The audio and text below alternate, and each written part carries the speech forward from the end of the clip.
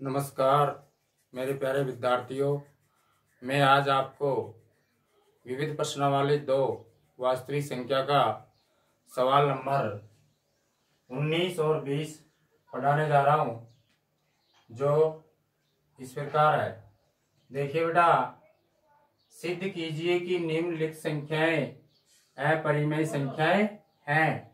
अपन प्रश्नावली 2.3 में पढ़ चुके हैं, सवाल वही है, सेम है, उसी तरह के होंगे। तो देखिए बेटा, अपरिमेय दे रखी है तो आप क्या मानोगे इसको? परिमेय संख्या।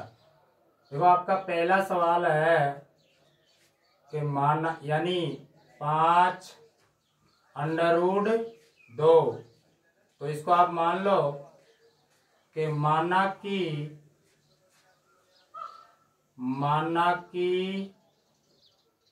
5√2 एक परिमेय संख्या है। माना कि 5√2 एक परिमेय संख्या है। अपरिमेय दे रखा है तो क्या मानना पड़ेगा आपको? अपरिमेय, विपरीत मानना पड़ेगा उससे। तो देखिए बेटा, यानी तो इसको लिख दो आप, 5√2 बराबर P/Q, जहां Q नॉट 0 नहीं हो सकता, जहां Q नॉट 0 नहीं हो सकता। तो देखियो, आप इस अंडररूट को 2 को बाहर निकाल लो और इसको इधर ले जाओ। देखो बेटा, अंडररूट 2 को मैं बाहर निकाल रहा हूं, बराबर यानी गुणा में तो किस में चल जाएगा? भाग में। P/5Q, यानी गुणा में है तो किस में चल जाएगा? ये भाग में चल जाएगा। यानी P/5Q यह एक परिमेय संख्या है। यानी अपन जैसे ये P कोई संख्या मान लेते हैं और ये भी कोई संख्या मान लेते हैं, तो ये परिमेय संख्या प्राप्त हो जाती है। जैसे कोई P की जगह अपन 2 मान लेते हैं, 5 तो है ही, और Q की जगह अपन कोई सी भी संख्या मान सकते हैं, 3 मान लो, तो 2/5 15, यानी बटा के रूप में अपन को प्राप्त हो गई। तो अपन इसको क्या मान सकते हैं? परिमेय संख्या।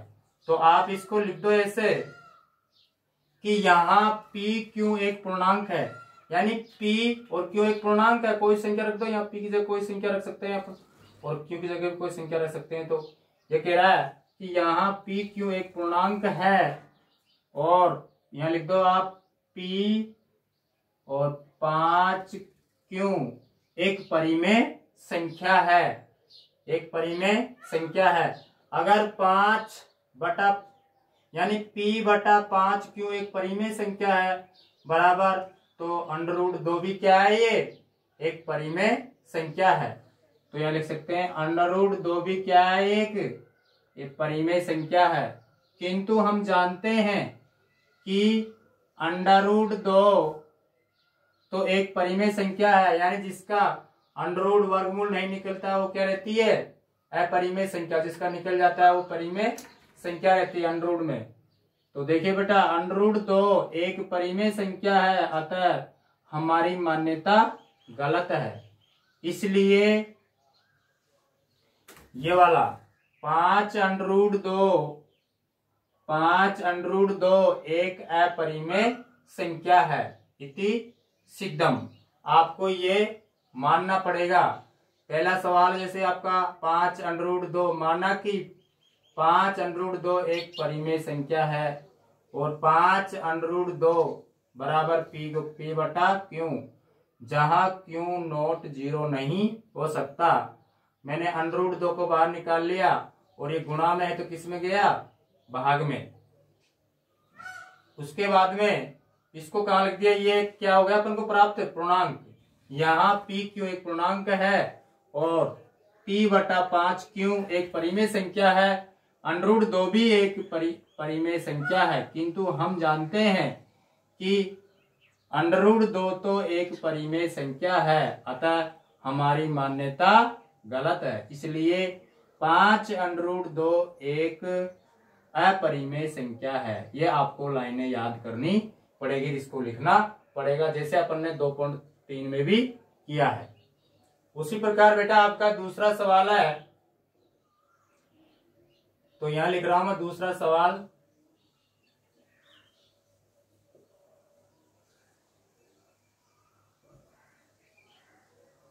आपका दूसरा सवाल है 2/√7। 2/√7।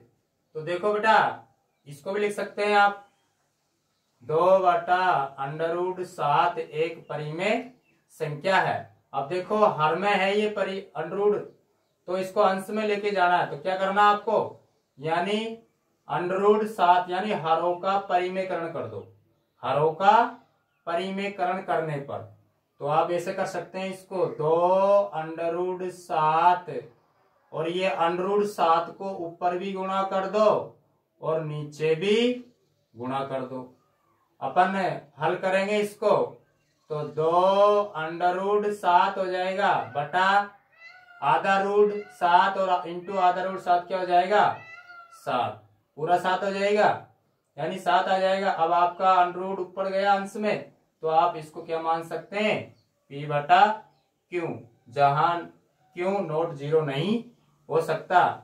तो आप √7 को क्या कर लो, बाहर निकाल लो, बराबर, यानी ये किस में चल जाएगा, यानी 2 तो किस में आ जाएगा, क्योंकि गुणा में है तो भाग में आ जाएगा, और ये भाग में है तो किस में चल जाएगा, ऊपर गुणा में चल जाएगा। तो आप लिख दो 7P/2Q, क्योंकि ये गुणा में है तो भाग में आ गया, भाग में है तो किस में गया, ऊपर गया अंश में गुणा में, तो ये आपको प्राप्त हो गया। उसी प्रकार उसमें जमा दो अब आप, यानी 7P/2Q, यहां P एक पूर्णांक है और इसमें लिख दो आप 7P और 2Q एक परिमेय संख्या है, और √7 आ जाएगा 2 की जगह, यहाँ √7 भी एक परिमेय संख्या है, किंतु हम जानते हैं कि √7 तो एक अपरिमेय संख्या है, अतः हमारी मान्यता गलत है। इसलिए आपका ये सवाल सिद्ध हो जाएगा 2/√7 एक अपरिमेय संख्या है, इति सिद्धम। यानी आपको सारे सवालों में ऐसे ही करना है ये, यानी पहला में जैसे कि अपन ने, दूसरा में से किया, तीसरा में वैसे करना है, चौथा में भी ऐसे ही करना है। ऐसे ही आपका अगला सवाल है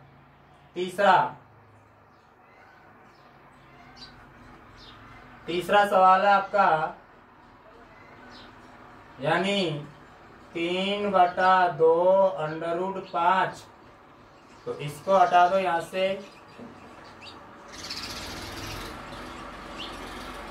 तो यहां लिख दो आप 3/√5, तो वही यानी अंडरूट हर में आ गया, 3/√2√5 एक परिमेय संख्या है, बटा के रूप में प्राप्त हो गया अपन को। तो आप इसको कर सकते हैं वही अपन ने जैसे दूसरे सवाल में किया, इसको हरों का परिमेयकरण कर दो, 3/2√5 ऊपर भी गुणा हो जाएगा और नीचे भी गुणा हो जाएगा। हल कर दो, ऊपर तो आ जाएगा 3√5 बटा 2, आधा रूट कितना हो जाएगा 5, और 5 दूनी का 10 आ जाएगा, क्योंकि ये 2 है और ये आधा रूट 5 पूरा हो जाएगा, 5 दूनी का 10, यानी आपका आ जाएगा 3√5 बटा 10, और फिर ये से जमा दो आप ऐसे कैसे ही, यानी √5 को बाहर निकाल लो, बराबर, ये तो किस में चल जाएगा, ऊपर गुणा में, और ये किस में आ जाएगा, भाग में। तो लिख दो आप 10P/3Q, 10P/3, क्योंकि गुणा में तो भाग में आ गया और भाग में तो ऊपर गुणा में चल जाएगा। फिर इनको ऐसे कैसे लिख दो यहां भी, यानी 10P बटा 3 क्यों एक परिमेय संख्या है और √5 भी एक परिमेय संख्या है, किंतु हम जानते हैं कि √5 तो एक अपरिमेय संख्या है, अतः हमारी मान्यता गलत है। इसलिए ये वाला सवाल 3/2 √5 एक अपरिमेय संख्या है इति सिद्धम। यानी सारा सवाल ऐसे ही करना आपको, चौथा भी ऐसा ही करना है।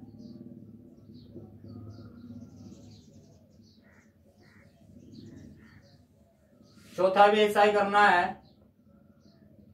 4 + √2 तो 4 माना कि 4 + √2 एक परिमेय संख्या है, विपरीत मानना आपको। तो ये 4 + √2 यानी √2 को बाहर निकाल लो, बराबर प्लस का है इधर तो इधर ले जाओ, p माइनस में हो जाएगा 4, फिर लघुत्तम आएगा क्यों, तो p - 4q। तो ऐसे लिख सकते हैं √2 बराबर p - 4q बटा q। यानी ये भी ऐसे लिख दो, यहाँ p q एक पूर्णांक है और p - 4q बटा q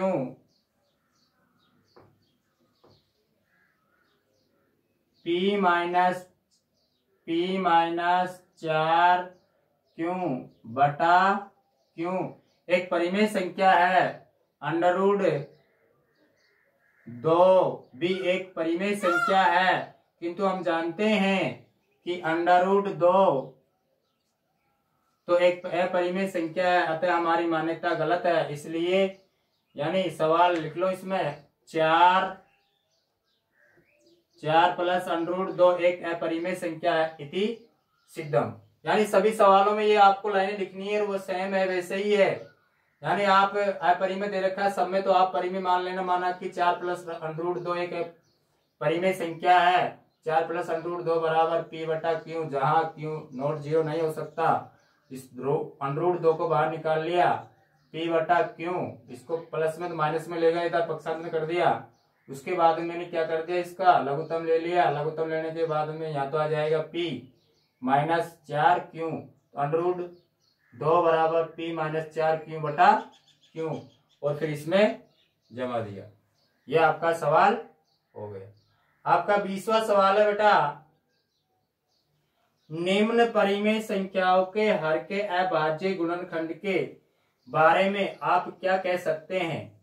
पहला सवाल है आपका 34:1 2 3 4 5। यानी आपको इसमें देखना है शांत है अशांत है, प्रशांत कैसा है, और अगर शांत है तो इसका हरों का अभाज्य गुणनखंड करना है।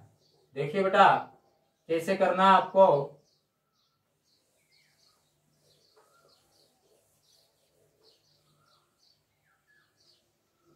यानी ऊपर कर रहा हूं 20वां सवाल का पहला,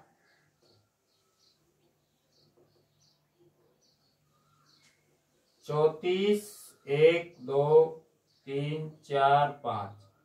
सबसे पहले आप इसको देखना है प्रशांत शांत है कि ये अशांत।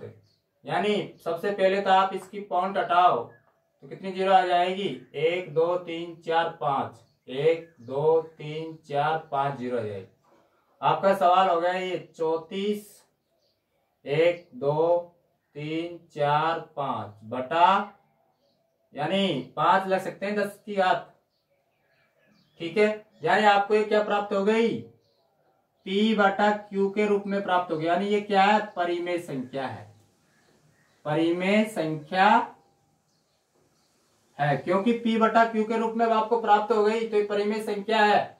और ये प्रसार कैसा है, ये प्रसार शांत है। कैसा है, शांत है, क्योंकि अपन हरों के अभाज्य गुणनखंड कर सकते हैं, क्योंकि ये आगे आपकी संख्या प्राप्त हो गई, इकाई दाएं सैकड़ा हजार 1 लाख प्राप्त, 1 लाख का आप अभाज्य गुणनखंड कर सकते हैं। और इसको ऐसे भी लिख सकते हैं 34 1 2 3 4 5 बटा 2 × 5 की घात 5। यानी आप ऐसे लिख सकते हैं इसका आंसर 2 की घात m इंटू 5 की घात n आपका आंसर। जहां प्रसारण में यानी आपका हरों के भाज्य गुणनखंड में अगर 2 और 5 आ जाता है तो वह संख्या क्या कहलाती है? शांत कहलाती है। क्या कहलाती है? शांत। तो इसमें अपन को 2 और 5 प्राप्त हो गया, तो ये सवाल आपका क्या है? शांत है। उसी प्रकार आपका ये दूसरा सवाल देख लेते हैं। 43.1 2 3 4 5 6 7 8 9 और इसको अंडूर चढ़ा दो। तो यानी आपको पता है कि ये शांत अशांत है, लेकिन क्या है? ये आवर्ती है।